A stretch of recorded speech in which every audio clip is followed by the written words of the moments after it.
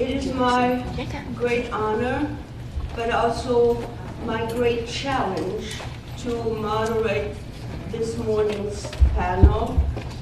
And as we were thinking of Victor Goldblum, I was thinking that last interview sort of put the tone of this morning's session, because the well is really sparkling, the well is flowing copiously, and Victor made it very clear what our work meant.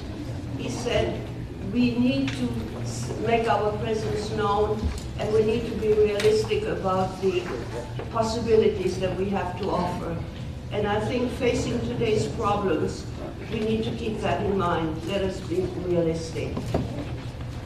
This morning's panel, the title is International Perspectives on Religious Pluralism, Challenges, Limits, and Possibilities. It is the last of these panels in a line of very rich and challenging, fruitful discussions we've had about the religious plurality in the United States. We looked at the documents, we saw the Jewish and the Muslim experiment in the United States, and now, being ICCJ, we turn to an international perspective. We have 5 panel members, each representing a different country, and as I was thinking about where they all came from, we represent 4 continents, with Israel being sort of the border. Israel is always special. We know that. And it's kind of a bridge to 3 continents, Asia, Africa, and in some way Europe. The European Song Contest, we always have Israel. So Israel is special, and South America, yes. Our topic today is a very pressing one, and it's an immediate one. No matter where we live, each country with its different histories and traditions has a different way of approaching religious pluralism, and certainly diversified modes of facing the challenges of religious pluralism. And Europe, especially in the past 2 years, has been challenged by the wave of Muslim refugees, which for many, and I can speak for Germany, this is an unknown situation. So the countries were surprised by this influx of a new religious reality. But Germany has a completely different context from the Czech Republic or the French with their different histories. So we are trying to present to you the different ways that countries, Australia, South America, Europe, are dealing with these new challenges and with different challenges of pluralism. And hopefully we can learn from each other and keep a realistic perspective on what we can do. Now, let me just introduce the panel members in the order in which they sit. We have Shmuel Szteinhendler from Argentina, South America. We have Chile. Oh, he's so in Argentina so often that I always think of Argentina. Okay, Chile. Pavol from the Czech Republic. Liliane from France. Ehud, if you don't know it, from Australia. Michael, did I say John again? Ehud. Now I look like Ehud.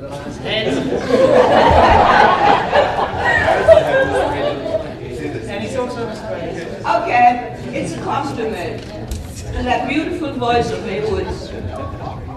Michael is always special, that's why he changes names often. And of course, Debbie from Israel. And I will now, since we have very little time, we have exactly an hour, and we have 5 panel members with lots of complicated issues to present to you. So I will ask them, I think in the order in which they are listed in our book, we do it alphabetically. This is the most logical order I could find. I will ask Liliane to begin her presentation, and I invite you to welcome Liliane Apotheker from France.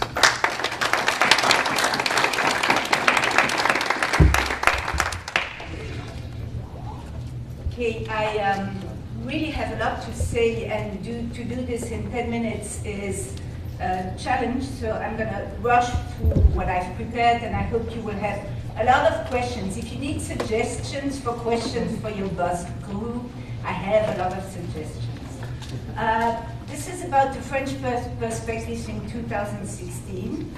You may or may not know that since 1905, the French state's relation to religions is governed by laïcité, French secularity. This system is unique, and an adequate translation of that word doesn't exist in English because the system applies to France only.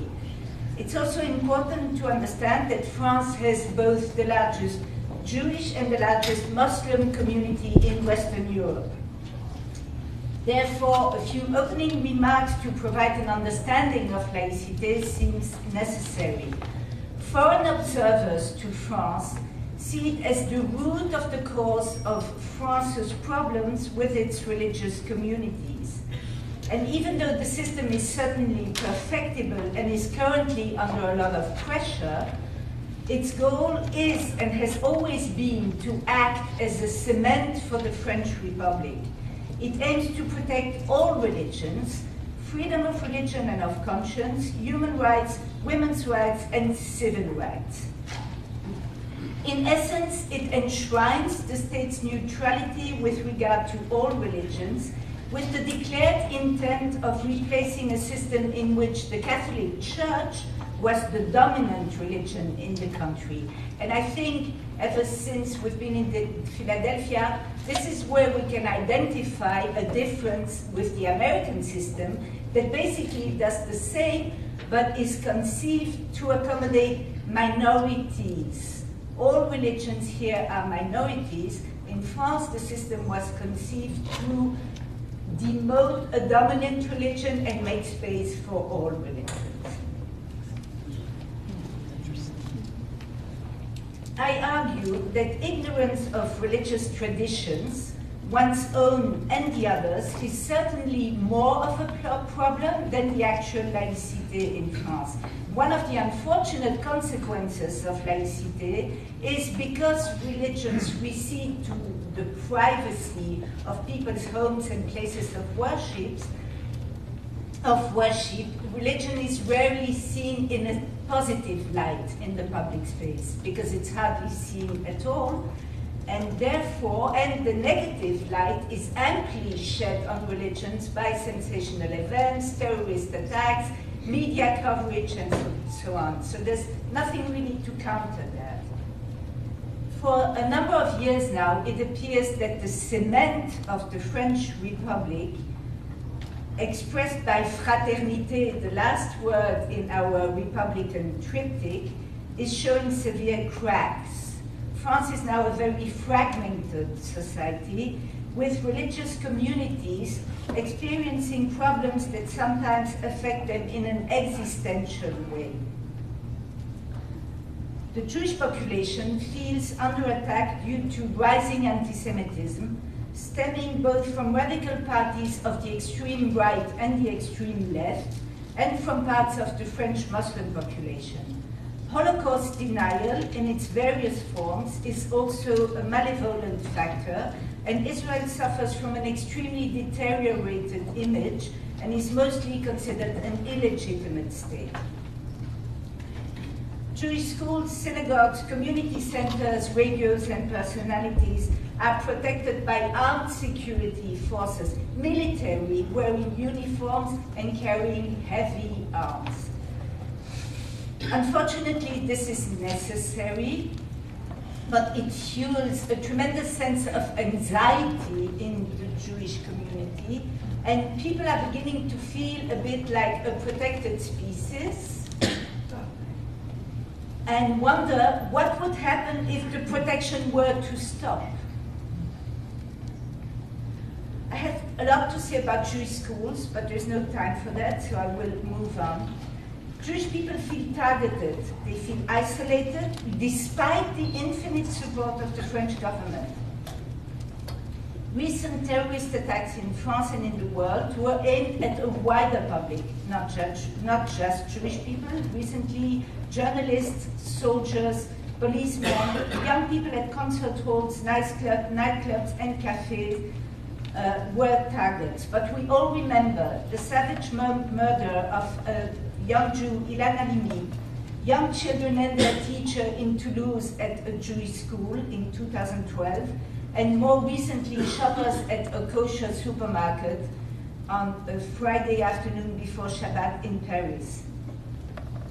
Notably, these attacks did not trigger large demonstrations like the Charlie Hebdo attack in France. Mostly Jewish people feared and mourned alone for their victims.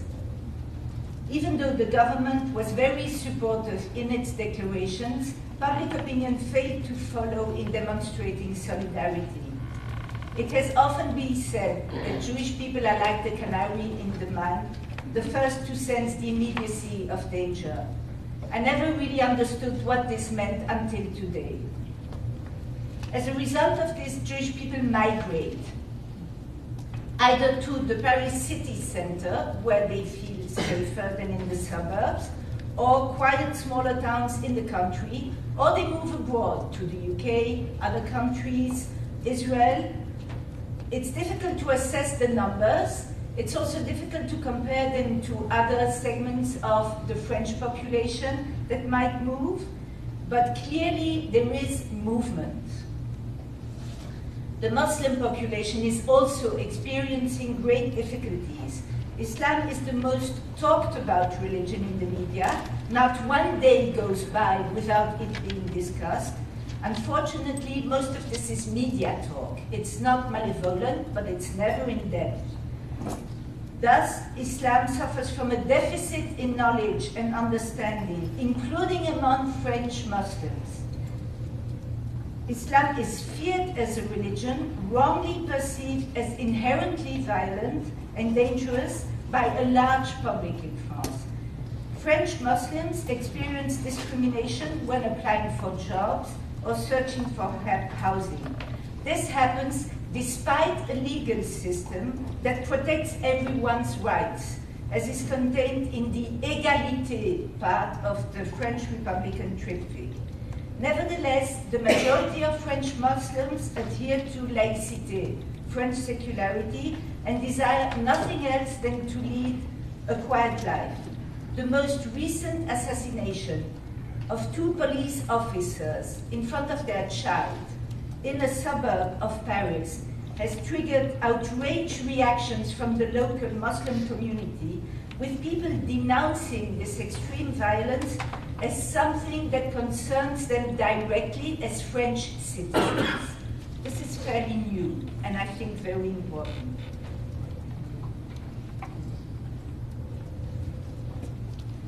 I want to say here that solidarity and compassion shared beyond one's own community or group are the main victims of this very sad situation of confrontation that we live with in France today.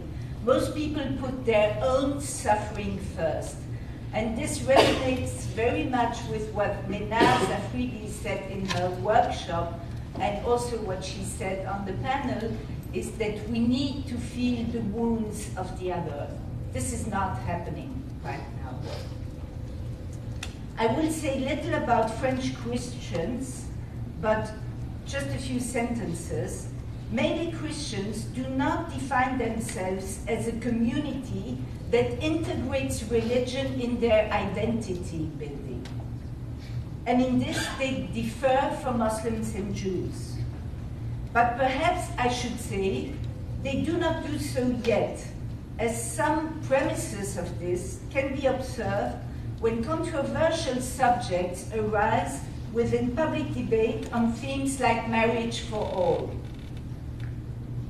And though very vocal, groups claiming a Christian identity remain small segments in the French population. However, it's interesting to point out that on matters of social liberalism versus conservatism, interests sometimes converge across different faiths. I'd like to conclude with some positive points, because there are positive points. The Declaration of Fraternity for the Coming Jubilee, the French declaration that was discussed at the plenary, shows that despite these very troubled times, there is energy in the Jewish community to dedicate time and resources to such an important declaration.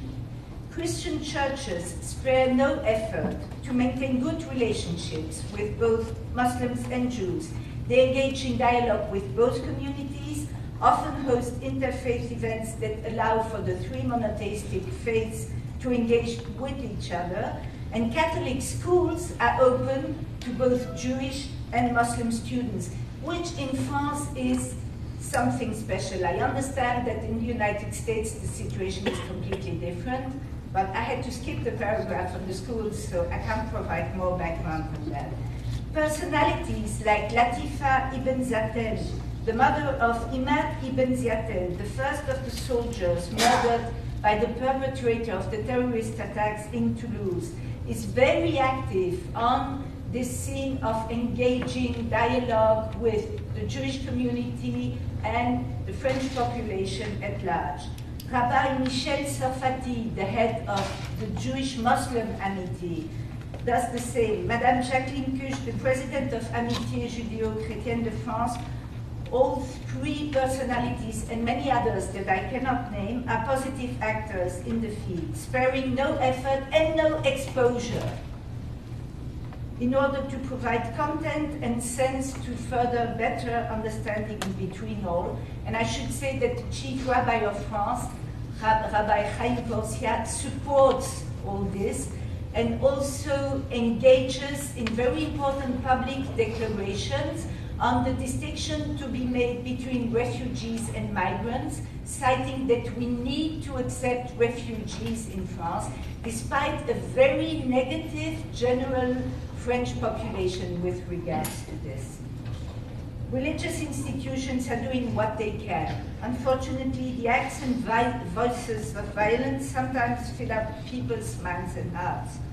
I'd like to conclude with something that is very important to me. French philosopher and psychiatrist, Julia Kristeva, has often labeled Europe as a continent without borders, because we don't have a border like other continents do, but a continent of countries that question their own identities and engage with each other with these identities in question. I would like to see this as a model for religious dialogue. I find it much easier to share with people that engage in religious dialogue when they are willing to question their own religion and maintain a critical distance with their own religion. I believe this is what we need to foster. And I will end with one book that does that so well. It's The History of Relations Between Jews and Muslims, edited by Abdelwahab Medeb and Benjamin Stora, two French intellectuals, with contributions of 120 authors of different countries, among them Dr. Reuven Firestone, who was with us at the beginning of this conference, and many of you know how valuable his work is. This book encompasses various fields of research: linguistics, literature, history, demography, and religion, to name but a few. It provides depth, background, and understanding for today's troubled times in an easy and accessible way. It's a great tool for a better future, and the book should be cloned, frankly, so that we have many words like this to rely upon. This is it. And, you know, have another 20 pages. I know. Thank you.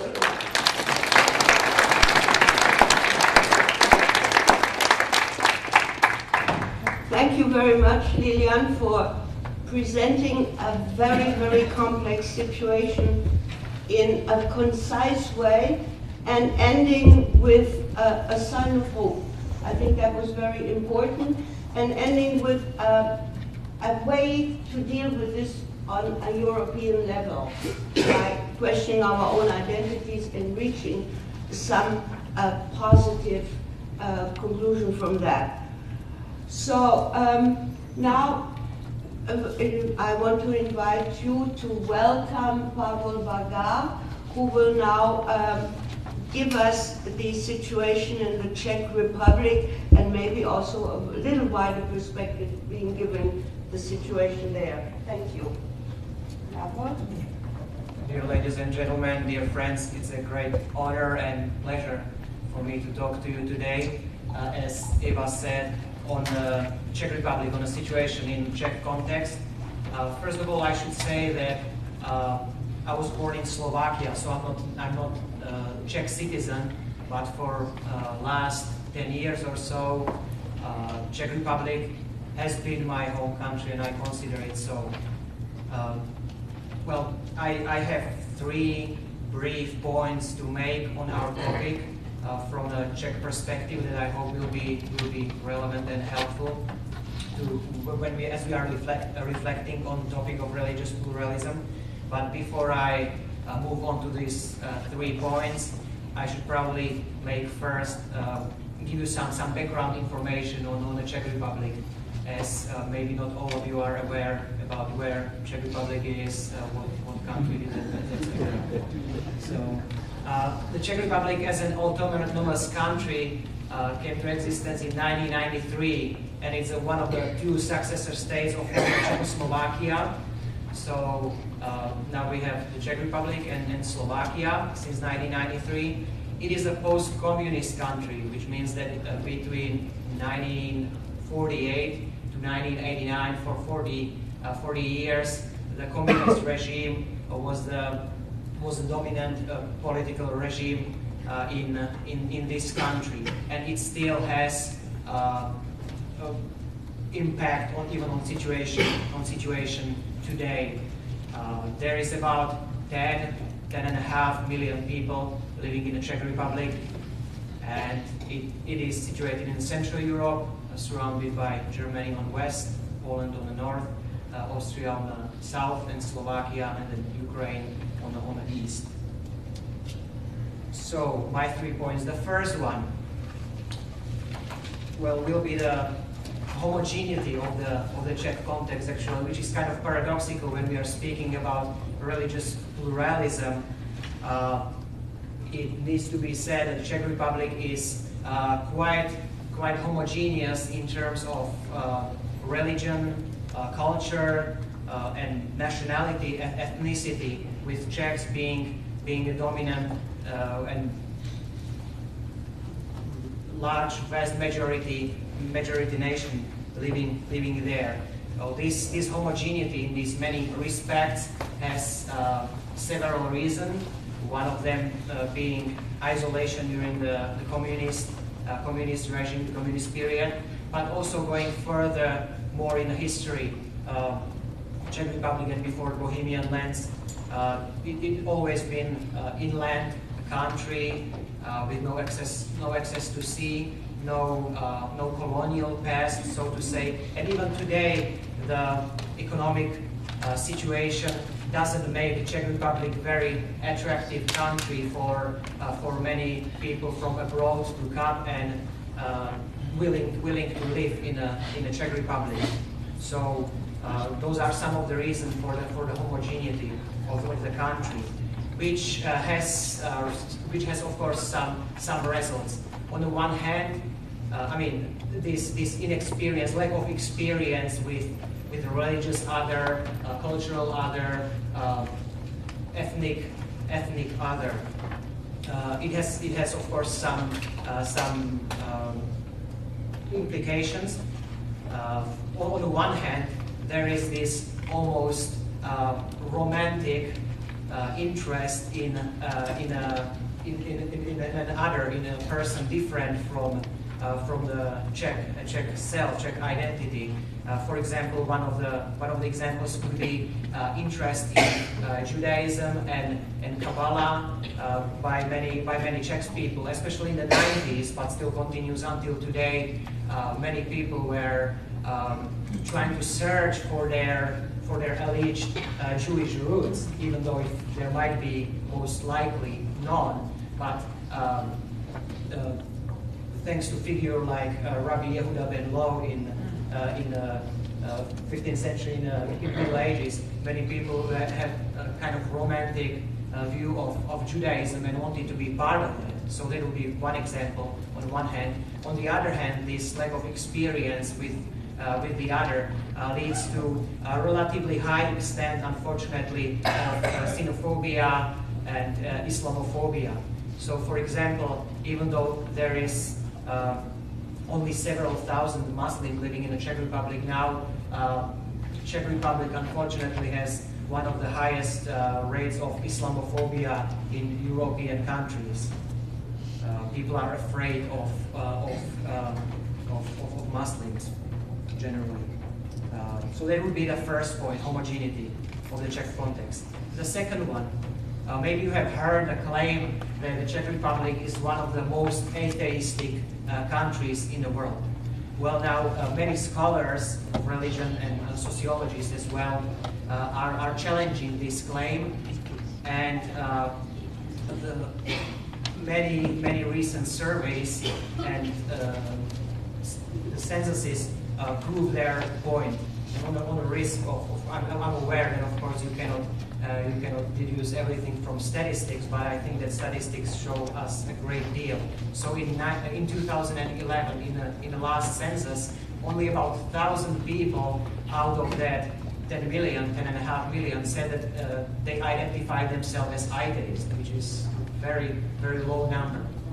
On the other hand, almost 4 million, 3.6 million people say that they do not identify with any religion. So these were two separate categories: atheism as a worldview, and then basically indifference towards religions, towards faith. There are some people, relatively high number, about 7% of the population, 700,000 people, who would fit that category, believing without belonging, saying that they are spiritual, but in their own way. So scholars now speak about this somethingism, about the belief in something, that there is a supreme power above us, and that we somehow relate to that without necessarily needing to be part of a faith community. And what is even more interesting, almost half of the population, really almost 5 million people, they refuse to answer the religion question in the questionnaire, in the census. So they just left it blank. So which leaves you wondering that what category they might belong to. I'm aware. I know personally several people who are practicing Christians who said that they left this category blank because, in their opinion, it is no business of the state to ask you about your religious beliefs. Which leads me to another point of Jewish community and Muslim community in the Czech Republic. In a census, only 1,500 people identify themselves as Jews, and only 3,500 people identify themselves as Muslims. And again, some people argue that it is because of fear that this number in reality are perhaps several times higher, but that people are afraid to identify themselves as Muslims or as Jews because of the rising Islamophobia and also anti-Semitism. I should say that one of the specialty of Czechs is distrust of institutions of any kind, including religion as well. Religion, faith communities, they do not have a good name among Czechs, and So that's why only about 10% of the population are really members of organized faith communities, which on the other hand does not exclude the fact that there is a really large extent or great interest in alternative spiritualities, and again some surveys show that Czechs are ranking top among people who are interested in horoscopes and fortune telling and things like that. That is really burgeoning. So on one hand, distrust of organized religion; on the other hand, thirst for spirituality. Interestingly enough, some scholars speak about timid or shy religiosity of the Czechs because of this reason. So that is my second point. And the third one, even though the Czech Republic doesn't have any state religion or established church, there are several churches. It's churches and also the Jewish community that are officially recognized by the state and receive state funding. So ministers of those faith communities are paid by the state. Interestingly enough, it is based on an act, on a law that still goes back to the communist times, 1948, when the communists wanted to, even of course atheistic regime officially, they wanted to get control over faith communities. So they say that, oh, we are going to pay for ministers so we can decide who can be a minister of a faith community and who will not get a state approval. This act is still valid, and some of the faith communities receive state funding based on this. It is relatively difficult to get this status these days. There is a two-step process if a new faith community would like to be registered. First, you need to get first step involves faith community needs to show that there is 2,000 people who are in support of this faith community, which is not that much, but for some faith communities it can be a problem. Afterwards, there is, and if they are recognized in this first step, then they will get some privileges. After 10 years, they need to prove that they can get 20,000 people, which is a problem for almost all of the faith communities, and only then they would get state funding. But this act is going to cease in about 14 years from now, and afterwards, all of the faith communities will need to take care of their own funding, which makes many or almost all of the faith communities quite anxious, and nobody knows what it will look like in the future. So, in conclusion, relate what I said to our topic. So, challenges, limits, and opportunities. The challenge in our context would be that there is a completely new situation in many respects, as I hopefully said, that we do not know what the future will bring. The limits are really, I would say, the greatest limit is this lack of experience with the other. But there is also, I would like to also end on a hopeful note, this opportunity that many faith communities, being all of them in minority position very much, that they can cooperate together and hopefully find ways how to become relevant and important in their context. Thank you for your Thank you very much.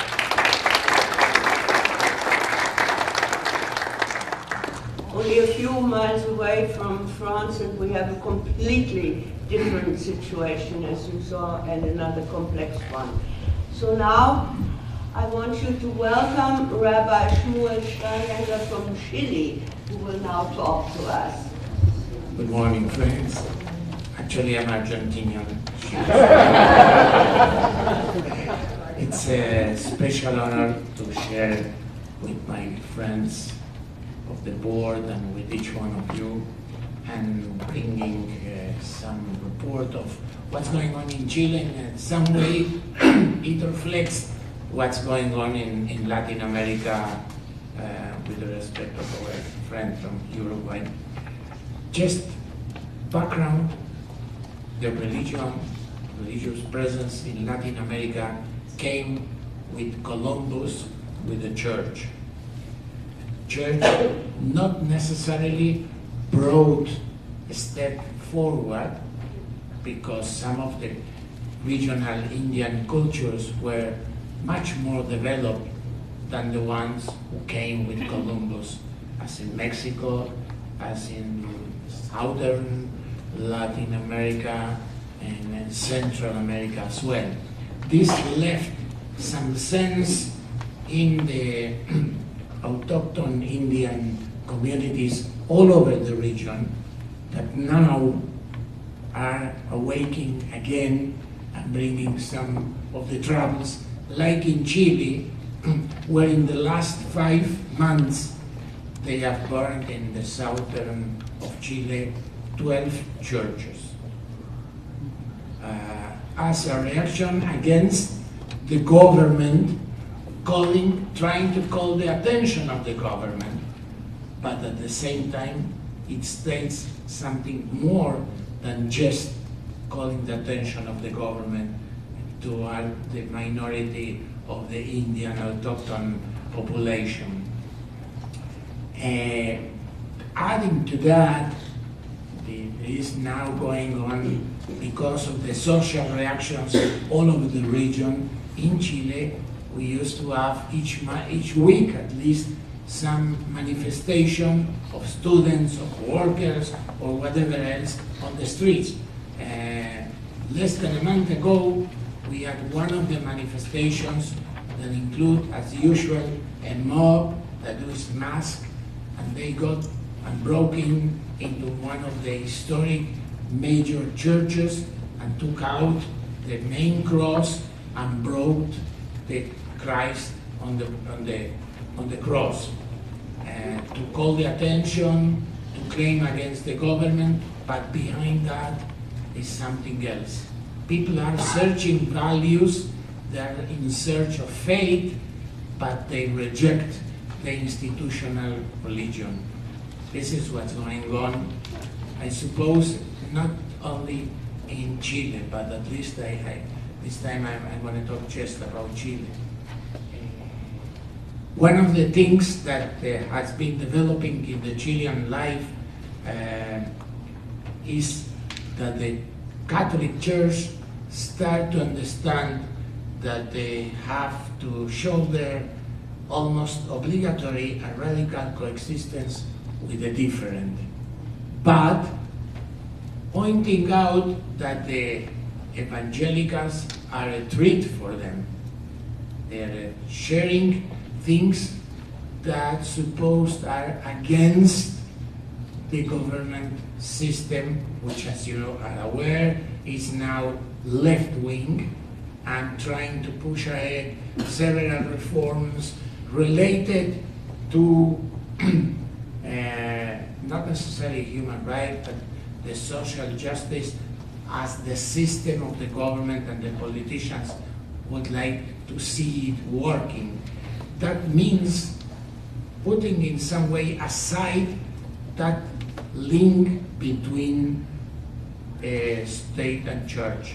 You know, officially Chile is a Catholic country, but now the major increase of the evangelicals pushed some move in the arena as well, and in that point, the Jewish community that has this year 110 years of presence in the Chilean life has also, we have, I would say, difference in comparison with the Catholic Church, in comparison with even with the Palestinians. I'm going to come back to the issue of the Muslim at large and the evangelical.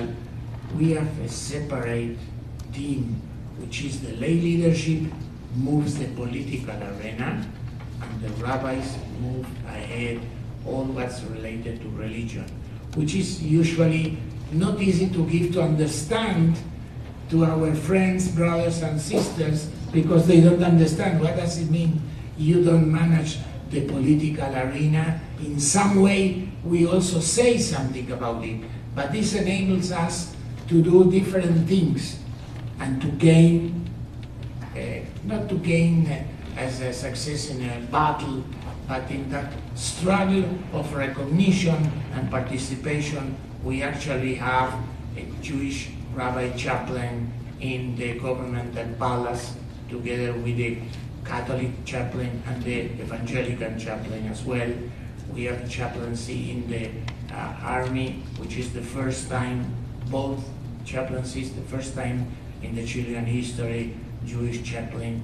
And this government has developed the National Office of Religious Affairs, which enables to treat everybody in the same level. And this changed the rules, because usually until now the Catholic Church was the leading one, and now, even though in numbers, you have to understand the majority are Catholics, but evangelical, they are now in a country of 18 million people, 4.5 million evangelicals, like 800,000 Arabs, from them 450,000 Palestinian, which is the largest Palestinian population outside the Middle East. From them, only 5,000 Muslim. All the other Palestinians are Christian. But when it comes to issues related to Israel, they are all a bunch together. The Jewish population at large is only 20,000. The relations, when we are talking about pluralism, the major bridges have been built with evangelicals, who are really partners, even though in activities, strong activities on the defense of the right of existence of Israel and manifestations condemning terrorist acts. The Catholic Church, it's depending upon the leading of the cardinal in office, which doesn't seem as the major importance to attend issues of the interfaith relations, even though that several bishops of the National Bishop Conference are members of our local council, but we still have the challenges are to go forward and try to work together and answer issues that are not only in Chile, in the region, ethical issues, ethical values are in the agenda, more than religious issues. These are the things that people are more eagerly looking to get answers. The limits and possibilities still being set by the government in charge during the tenure, and we have to deal with it. Besides and beyond that, and find ways to work together. Actually now in Chile there are discussions going around about the new legislation on abortion. So then we have different points of view between the Jewish halacha and what the church and the evangelical are looking for, and the position sometimes of the cardinal is pushing not to understand that we can share, even though that we don't agree 100% in everything what's going on. So I'm going to stop here because there's a lot of other things, but just what our major challenge, that is also an opportunity, is to walk together with the people, not trying to convert them to any faith, but just to embrace them and hold them and contain them. With the new scenario, just finished with that we already started to get migrants coming from Central America, Haiti, Colombia, and small countries, and also refugees coming from Syria. What the new scenario will be, who knows? But if we work together, and there are works together being done in the frame of our local Council of Christians and Jews, and now we have started strongest work with the Arab community not necessarily the Muslim, but with the Arab community as well. Thank you very much. As we continue on this panel, at least to me, it becomes clearer and clearer how important the past in each one of these countries is and what influence it has on the present. But I found one sentence that Rabbi Shmuel said very important, that it was not so much religious answers, but ethical answers that people are looking for. And that is something that we can probably continue to pursue in our discussion. So now I want to invite Reverend Dr. Michael Trainor from Australia to address you. Thank you. In 10 minutes, I want to give you a summary of Australian history, its politics, its religion, and where we're going. And I want to end with 10 points that I think Australians can bring to the interreligious table. 10 is a sacred number. There are 10 commandments, 10 disciples, 10 sacraments. So this is my perspective. You know the map of the world, don't you? We've been reflecting on it in this time together. You know the map of Australia. Most people don't. And history is always determined by this part of the world of Australia, just as it is here in the United States. However, there are some of us who come from this part of the world, which is the centre of Australia.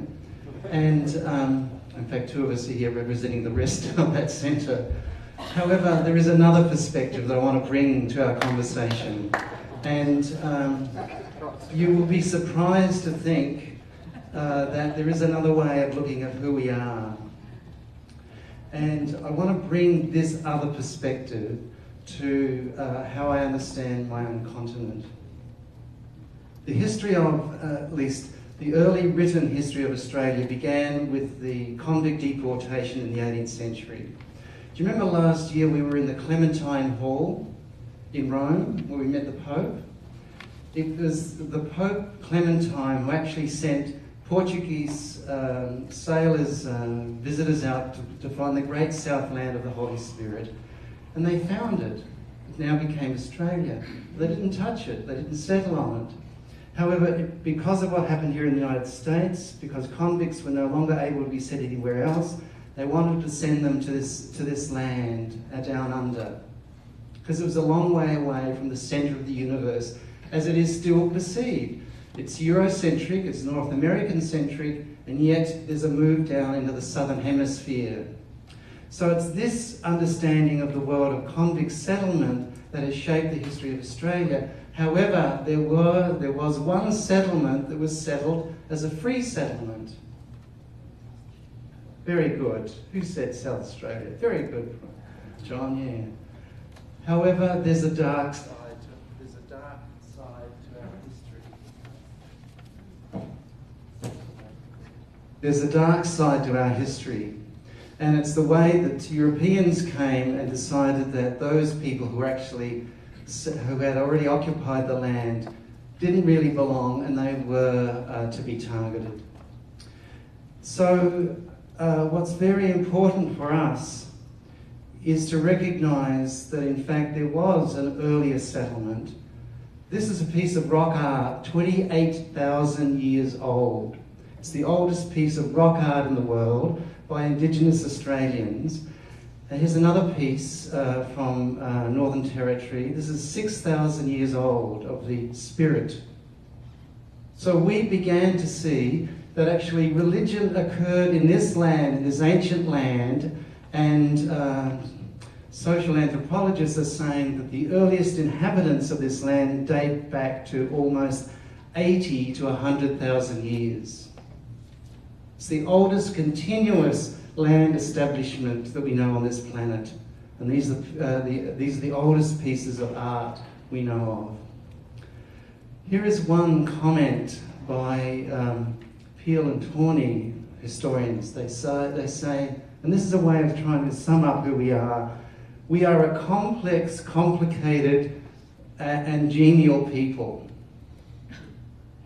they say, far from the centre of the world, Australia was and is an anxiously experimental society, a place of invention and innovation, emulation and nervous introspection, a place where some people could forget where they came from, while others made the best of themselves and still others longed only to return elsewhere. It was and is a place where some hierarchies, faith, caste and birth, for instance, seemed less important and could be relaxed, while other, especially race, were fashioned with detail exceeding almost every other nation. I think that's a good summary of what our history has been. It's complex, it's free, in a sense, and I think it brings us, and if I was to ask what's the summary of who we are ultimately a very secular nation. So religion has not been part of its formation. When these convicts came to Australia, came to the great Southland of the Holy Spirit, they came from England, and Anglicanism was the religion of control.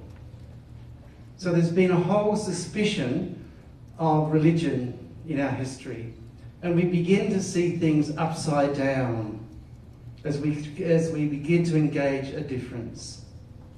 And there's this seeing things from another point of view means, in recently, we've also begun to suspect the difference in some of the Islamophobic and anti-Semitic issues that have been raised also surface here in Australia. So it's a complex, we are a complex people, but because of where we are on the planet and because of our history, we can reimagine conventional possibilities. And I think that's part of a contribution. We are multi-ethnic and we're multi-religious. One religion does not dominate who we are. And we are suspicious of the institutionally defined, whether that's political or economic or religious. And a final point before I come to my conclusion is that we are a deeply spiritual people, though that spirituality is unexpressed, and that's been a theme that's gone through our conversation already. Manning Clark, the great Australian historian, has said that we as an Australian community have, this is his phrase, a shy hope in the heart. A shy hope in the heart. We're shy, we have a hope, and we are in touch with our heart. And I just want to offer some very brief statistics. We are 68% Christian. There's a growing group called No Religion, and that's a common factor that's happening here. Judaism is 0.6% of the population, Hinduism is 1.4%, Islam is 2.4%, and the growing group is Buddhism, 2.8%, because of our Asian connections. And the other factor is, when I look at the Christian denominations, the major one is Catholicism, and the second one is Anglicanism, and then there are other smaller Christian groups. Gary Bormer, who's a social anthropologist, has written this.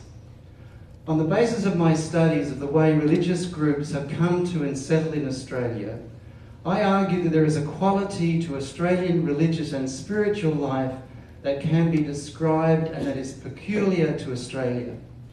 That would be a far too cerebral, too verbal an approach. Nor is Australian religious and spiritual life characterised by a particular form of worship or specific spirituality.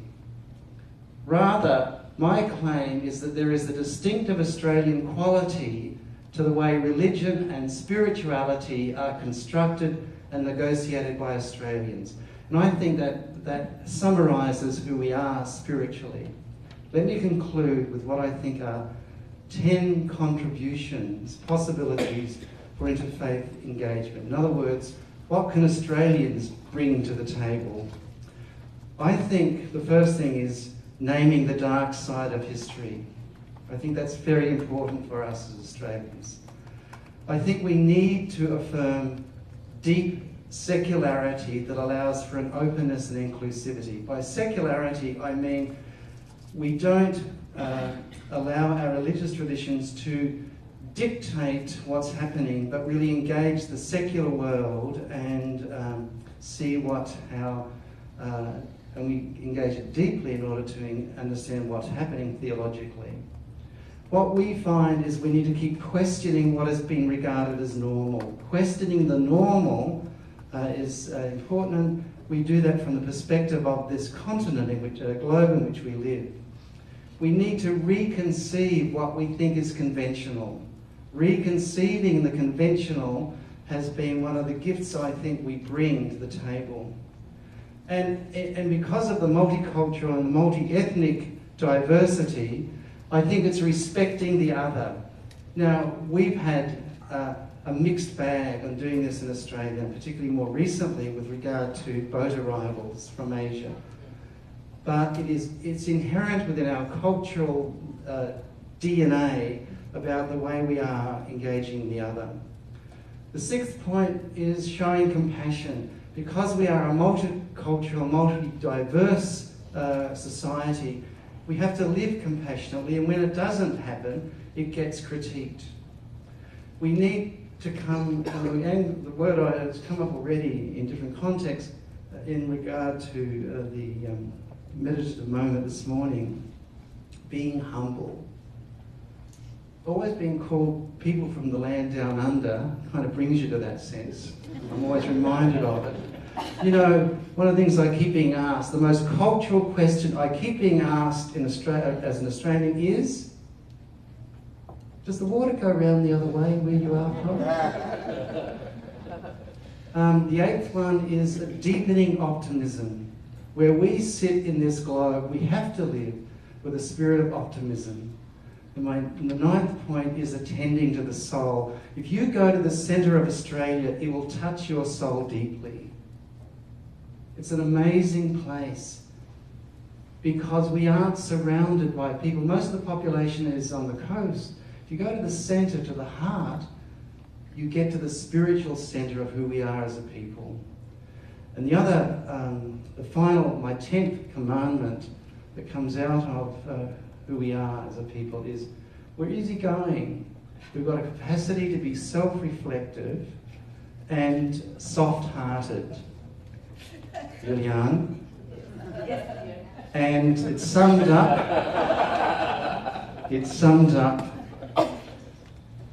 by our humour. And humour is part of our cultural DNA. So that's all I wanted to say. Thank you.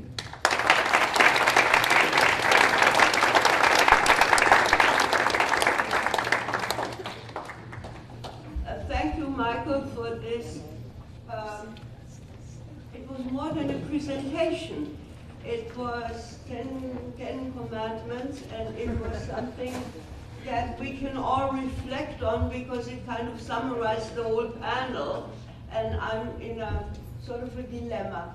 But I do want to very much invite Deborah Weissman to speak about Israel, one of the most important geographic areas for our work. Thank you. I'm going to stand following Michael's model. There's so much I'd like to follow in Michael's model, but I have to talk about a different context. I also want to say there's a few people around the room whom I haven't met, who don't know me. Although I'm the only one up here who speaks with an American accent, I have actually lived in Israel for the past 44 years. So in a way, I'm much more from Israel than from here. Well, you couldn't tell from the way I speak. And now I'm learning that I'm really a European. If being European means not having well-defined borders and having a lot of identity issues, then Israel is definitely in Europe. Song festival or no song festival. And I think the reason that you invited me to be on the panel is you didn't have a lot of choices as to a country in the world where the majority religion is Jewish. So it would either be Avril, Ehud, or me up here, and that's it. I do want to make a few points, though, that when Israel was established as a Jewish homeland, they weren't using Jewish in the religious sense of the term. They were using Jewish in the ethnic, national sense. And that is already a bit of a confusing point. And if any of you saw the film the other night about Cardinal Lustiger, that point comes up in the film. Can you really separate ethnicity from religion in Jewish identity? You know, and it's an issue that is still being debated. But our topic today is religious pluralism. So here I'm going to focus on Judaism as a religion vis-a-vis the other religious groups in our society.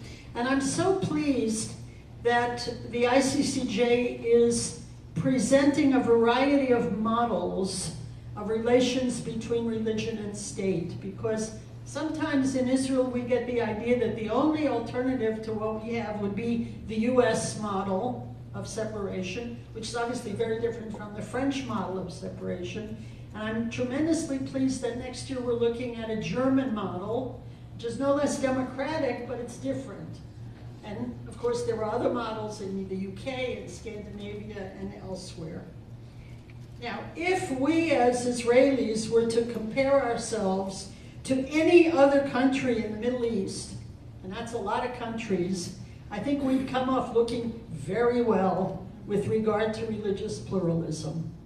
But the reality in the Middle East is a reality of plurality. In other words, they're all religiously plural societies. There's a difference between being plural and being pluralistic.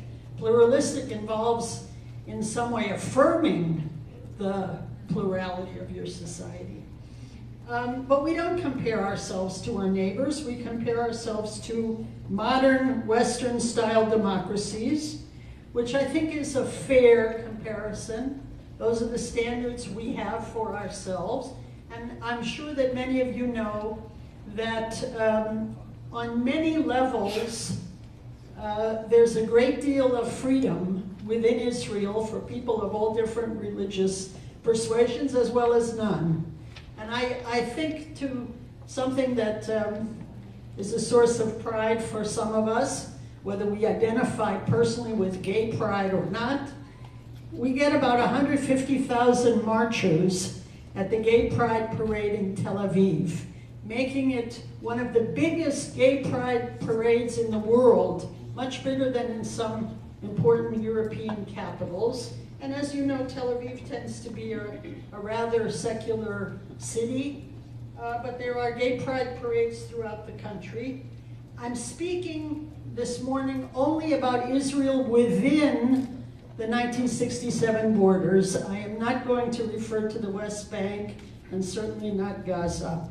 The religious affiliation of the Israeli population is about 75% Jewish, about 17 or 18% Muslim, a little over 2% Christian, a little under 2% Druze, and the remaining 3 or 4% are either Baha'i, or we now have a slightly growing population of Hindus and Buddhists who are generally migrant workers and asylum seekers, and of course people who do not identify with any of the above.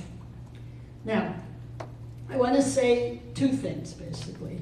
Vis-a-vis the two major religious groups other than Jewish, namely Muslim and Christian, there is no official separation, as you know, between religion and state, although there are many, many movements to try to change this, so that, for example, in matters of marriage, divorce, personal status, the situation is determined by the religious courts within all three of those groups.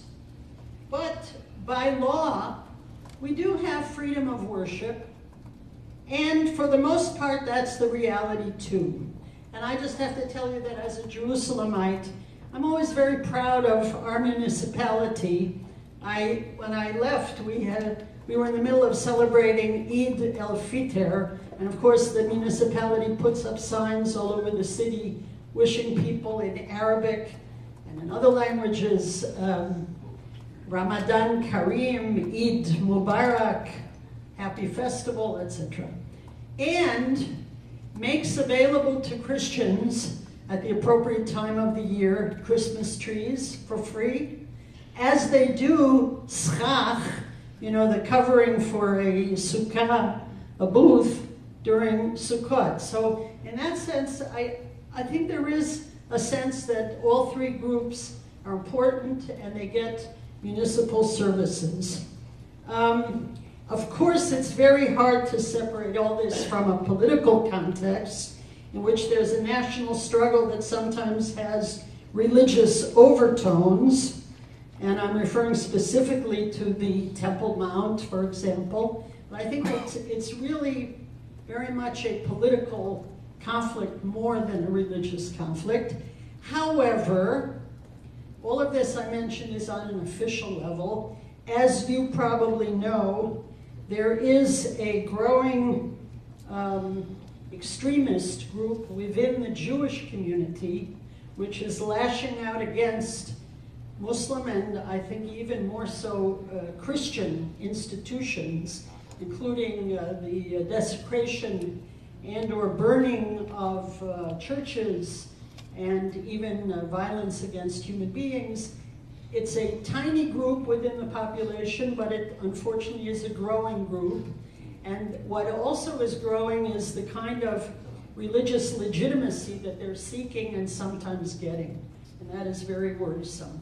I will conclude by saying that that's vis-a-vis the other groups. What about religious pluralism within the Jewish community? That's another whole can of worms. The chief rabbinate, by the way, recently people have started saying they're not working for separation of religion and state or synagogue and state, separation of the rabbinate from the state. And maybe that's the right motto. The chief rabbinate in Israel promotes a particular kind of Jewish orthodoxy. From my perspective, living in the southeast corner of Jerusalem, which is a little bit different, I think the situation is actually getting better. I think that every year more and more Israelis identify with the non-Orthodox movements within Judaism. I think that they get positive media exposure. You often have Reform and conservative rabbis, both male and female, being interviewed on TV and radio and so on, as well as a whole new generation of modern Orthodox rabbis who are much more with it, more educated in secular ways, probably have served in the army, and can communicate much better with the general population. Grassroots efforts at developing alternative communities, weddings, schools. We also have now alternatives to the rabbinate monopoly on kashrut, on the dietary laws, and even a growing movement to find some way of having public transportation on Shabbat. I want to tell you, I'm not going to use it. I'm a strict Shabbat observer, and I don't need to go to the beach, and I don't even have a beach to go to in Jerusalem. But I wouldn't take a public, yeah. But many of us feel that it's high time to provide that option for those people who choose it. And finally, I will say that I feel blessed to live in Jerusalem, which I think, and we could go into this later, is the most Jewishly pluralistic city in the world. Thank you.